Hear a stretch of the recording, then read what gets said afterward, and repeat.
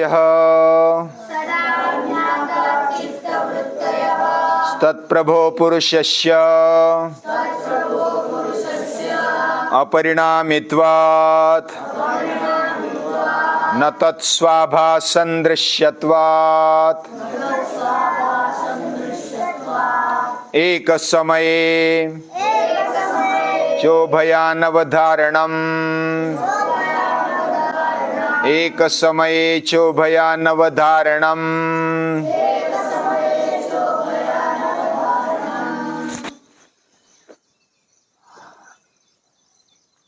बहुत सारे गांवों में यात्रा भरती है, बाजार भरते हैं। यात्रा पता है ना? वो जो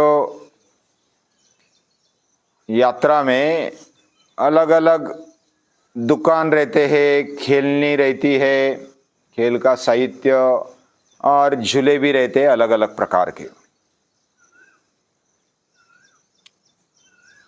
तो एक व्यक्ति वो यात्रा में जाता है, एक बच्चा भी जाता है उसके साथ, और पूरी यात्रा को देखा। कुछ खाने के लिए वस्तु ले ली और कुछ खेलने का भी उस बच्चे का मन हुआ कि मैं खेलूं, झूले में बैठूं। तो झूले में झूला, वो पूरा गोल गोल वाला झूला था, और गोल गोल वाले झूले में जब पहली बार बैठते हैं तो किसी किसी को चक्कर आ जाते हैं, और वो उसमें ही रोने लगता है, या तो उसको ऐसा चक्कर आने लगते हैं। अगर नीचे लाया तो फिर खड़ा नहीं रह सकता। हम भी अगर गोल गोल घूमने लगे ना तो चक्कर आ जाते हैं। हमारा शरीर, हमारे इंद्रिय और उसके साथ मन का तालमेल, ये प्रैक्टिस के साथ साथ अच्छे से होने लगता है।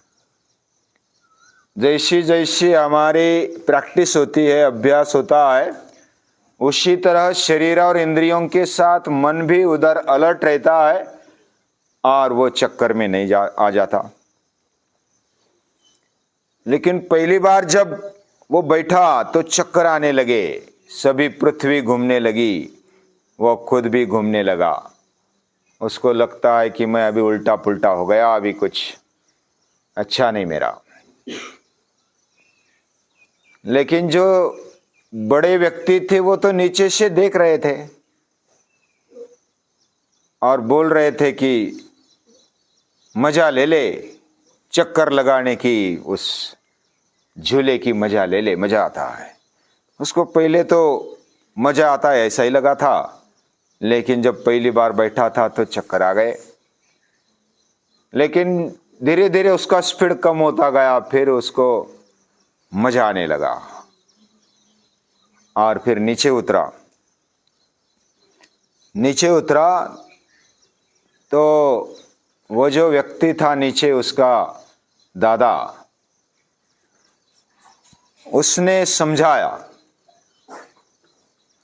कि ये जो झूला है वह एक जगह पर स्थिर है, उसका फाउंडेशन है और उस पर ये घूमता है, और हम भी उस झूले में बैठते हैं तो हमारे साथ वो झूला भी घूमता है, हम भी घूमते हैं। और जिसकी प्रैक्टिस हो जाती है वह उस स्थिरता को भी देख पाता है और झूले का भी आनंद ले पाता है और अपने मानसिक ताकत को भी बढ़ाता है। यानी कोई भी हिलती है चीज, हमने पिछले सूत्र में देखा, न तत्स्वाभासम दृश्यत्वात्, वह स्वयं चलने वाला नहीं है। हमारा मन ऐसा है, वह स्वयं चलने वाला नहीं है, या तो वो परिवर्तनशील नहीं है, दूसरा प्रेरणा देता है तो वो हिलता है, वो जड़ है। तो प्रेरणा देने वाला वह स्थिर है लेकिन प्रेरणा देता है। जैसे सूर्य स्थिर है लेकिन सूर्य के कारण समंदर का पानी बाष्प हो जाता है, भाप बन जाती है और वो बादल बन जाता है। बादल बनने के बाद बारिश गिरती है। सूर्य कुछ करता है क्या? वो तो अपना अपना तपाने का काम करता है, बाकी कुछ नहीं कर रहा।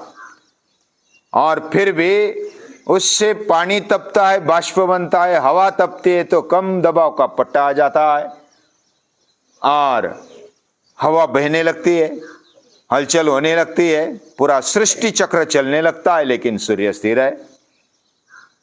सूर्य स्थिर होने के बावजूद भी पूरी सृष्टि चलती है और उसमें हलचल हो जाती है। वैसा हमारे अंदर आत्मशक्ति स्थिर है, लेकिन हमारे जीवन को, मन को, इंद्रियों को, शरीर को घुमा रही है। और चित्त वह विषय को समझता है। पहले एक सूत्र में हमने देखा कि वह जिधर लगता है तदुपराग अपेक्षित्वात् चित्तस्य वस्तु ज्ञाता ज्ञातम, यानी जिधर हमारा मन लगता है, बुद्धि लगती है, उधर हम माहिर बन जाते हैं। उसमें एक एक ज्ञान हमें प्राप्त होने लगता है। जैसे गैलीलियो ने अंतरिक्ष में देखा, निरीक्षण करते गया तो दूरबीन का खोज लगाया, अलग अलग तारों का, अलग अलग नक्षत्रों का खोज उन्होंने लगवाया और उनके सामने पूरा ज्ञान प्रकट हो गया। यानी चित्त जिधर लगाते उधर ज्ञान प्रकट हो जाता है, लेकिन वह ज्ञान प्रकट होते समय चित्त जिधर लगता है वह एक विषय को पकड़ता है, दूसरे विषय को पकड़ नहीं पाता। थोड़ा प्रैक्टिस होने पर वह पकड़ पाता है, लेकिन एक समय एक जगह पर ही वो ठहरना पसंद करता है चित्त। और वैसा ही होना चाहिए। जो कर रहे उसमें हमारा पूरा मन होना चाहिए, तब हम अच्छे से कर पाते, अन्यथा कर नहीं पाते। लेकिन कोई अगर प्रैक्टिस वाला है, अभ्यास वाला है, तो जैसा साइकिल पहले तो चलाते समय बहुत ही कठिन जाता था, गिर जाते थे, लेकिन एक बार साइकिल आ गई तो इधर देखते उधर देखते मजा लेते। साइकिल चलाते चलाते भी हम बाकी का एक दो कार्य कर सकते, लेकिन प्रैक्टिस का भाग ही है। हमारा शरीर, हमारे इंद्रिय प्रैक्टिस के कारण अच्छे से काम करने लगते हैं। इसलिए तो हम हर रोज व्यायाम करते, सूर्य नमस्कार करते, हर रोज कुछ शेड्यूल हमारा होता है और इससे हमारे शरीर को, इंद्रियों को आदत मिलती है। अच्छी आदतें उसको लगा देते हैं तो अच्छी आदतें बन जाती है और आदत बनने के कारण एक समय में बहुत सारी बातें हम कर पाते हैं आदत के कारण। और ये प्रैक्टिस का भाग है, इसलिए प्रैक्टिस होनी चाहिए, अभ्यास होना चाहिए। एक समय एक जगह पर उसको लगाना आवश्यक है। एक समय चोभया नवधारणम।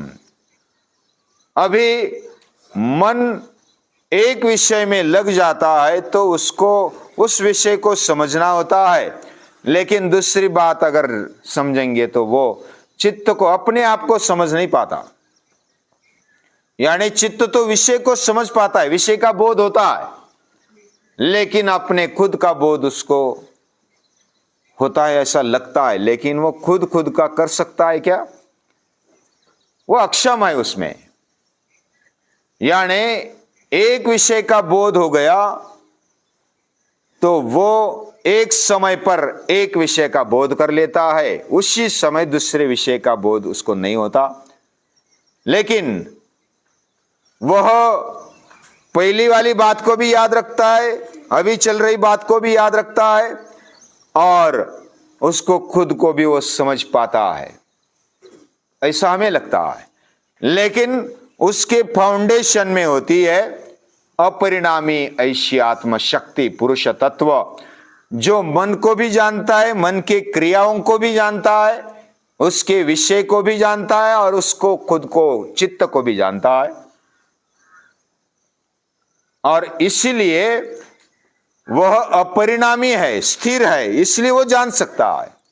यानी जैसे दादा गए थे, पोता गया था, पोता सभी जान नहीं पाता था, लेकिन जो दादा है ना, स्थिर रहते हुए वह झूले का फाउंडेशन भी देख पा रहे थे, झूला घूम रहा था वो भी देख पा रहे थे और बच्चे को भी देख पा रहे थे, क्योंकि वो स्थिर है, सभी को अवलोकन करते हैं, उनका देखते हैं, परीक्षण करते हैं। स्थिरता से जो खड़ा रहता है वो कर पाता है, और जो बच्चा अगर आदत के कारण उसके झूले के प्रैक्टिस हो गई तो वो फाउंडेशन को भी देख पाएगा, अपने आप को भी देख पाएगा और झूले को भी देख पाएगा, उसका आनंद ले पाएगा। यानी हमारा चित्त ये एक हथियार है, साधन है, और वो साधन होने के कारण उसको अच्छे से रखना, उससे विषय बोध होता है, और उसको और उसके विषय बोध को कराने की ताकत उसकी नहीं होती, वो आत्मशक्ति की होती है, यानी परमात्मा शक्ति की होती है। हमारे अंदर बैठी हुई शक्ति वो जानती है, मन को भी जानती है, बुद्धि को भी जानती है, पूरे अंतःकरण को जानती है, उसके विषय को भी जानती है, उसको याद भी रखती है, और ये फाउंडेशन होता है आत्मशक्ति का। और ये आत्मशक्ति सर्वज्ञ है, वह सर्वशक्तिशाली है, वह भाव से भरी हुई है, यानी निर्गुण निराकार होने पर भी सगुण साकार है, क्योंकि वो हमारा जो हमारे लिए वह कोई भी कृति कर सकती है और हमारा संभाल भी करती है। यानी हमारे चित्त को समझो, वो आईने जैसा है, वो अपने आप को देख नहीं पाता, आईना अपने आप को देख नहीं पाता, हमारी आंखें अपने आप को देख नहीं पाती। आंखों से हम दूसरा देखते, लेकिन आंखों को देखना है तो क्या करना पड़ेगा? आईने को लेना पड़ेगा। सही बात है, आईना ले लिया तो हम अपने आप को देख पाते, अपनी आंखों को देख पाते। वैसा हमारे अंदर के भगवान को अगर देखना है तो क्या करना पड़ेगा? अंतःकरण हमारा आईना है, उसको शुद्ध बना दो, और शुद्ध बना देते हैं तो उसमें आने वाला प्रतिबिंब, वो जिस साइड करेंगे वो प्रतिबिंब उसको दिखाई देगा, उसको बोध होगा, और बोध कराने की ताकत किसमें है? आत्मशक्ति में ही है। और इसलिए हमने एक श्लोक भी याद किया था, सर्वस्य चाम हृदि सन्निविष्टः मत्त स्मृतिर ज्ञानमपोहनंच वेदैश्च सर्वैरहमेव वेद्या वेदांत कृद्वेद विदेव चाहम। मेरे कारण ही वह स्मृति है, विस्मृति है, वह जानता है, जानने की ताकत, जो जानता है वह भी वही है। तो ये वेदांत को समझने का ये स्टेप है, योग दर्शन, जो कृष्णा जी केशव कोलाटकर ने अपने अनुभव से एक किताब लिखी है, मराठी में है वो, और वो लगभग 600 के ऊपर पन्नों वाली है, और बहुत बढ़िया है योग दर्शन, वो पढ़ना चाहिए। यानी उनके अनुभव से लिखा है, तो वो अनुभव उन्होंने लिखा, उनको आया क्योंकि उन्होंने योग किया। और मन में कितनी ताकत है? तो मन में हमारे शरीर को, इंद्रियों को, खुद मन को, बुद्धि को, खुद को स्वच्छ करने की भी ताकत मन में ही है। लेकिन उसके लिए क्या चाहिए? अभ्यास और वैराग्य चाहिए। अखिलम क्या पूछता है? हाँ, कृष्णा जी केशव कोलाटकर, वह महाराष्ट्र के है नहीं, अभी नहीं रहे, लेकिन उन्होंने बहुत बढ़िया किताब लिखी है, और वो अनुभव से लिखी है। और उन्होंने कहा कि ये जो योग है ना, ये वेदांत यानी भगवान एक है और वही सब कुछ है, ये समझने के लिए योग दर्शन का अभ्यास, उसको अपने आचरण में लाना आवश्यक है। ये पहला स्टेप है। योग दर्शन समझेंगे तो हम भगवान को समझ पाएंगे, योग दर्शन को अमल में लाएंगे, योग अपने जीवन में लाएंगे, करेंगे, तो हम वेदांत के हिसाब से जो अपेक्षित है उसके लिए पात्र बनेंगे। तो ये पात्र बनने के लिए योग विद्या है, और योग विद्या का अभ्यास सभी ने करना चाहिए। योग में शरीर भी मजबूत बनता है, इंद्रियां भी सक्षम बनती है, मन भी मजबूत और संवेदनशील तथा विकसनशील रहता है, और बुद्धि भी प्रगल्भ बनती है। हम अपने आप को समझने की लेवल पर आ जाते हैं, और ये शुद्धता हमारी होती जाए, हम अपने आप को समझे और अपनी ताकत को समझे, अपने ऊर्जा को समझे, और हमारे जीवन को और ऊंचा ले जाए। सभी को नमस्कार।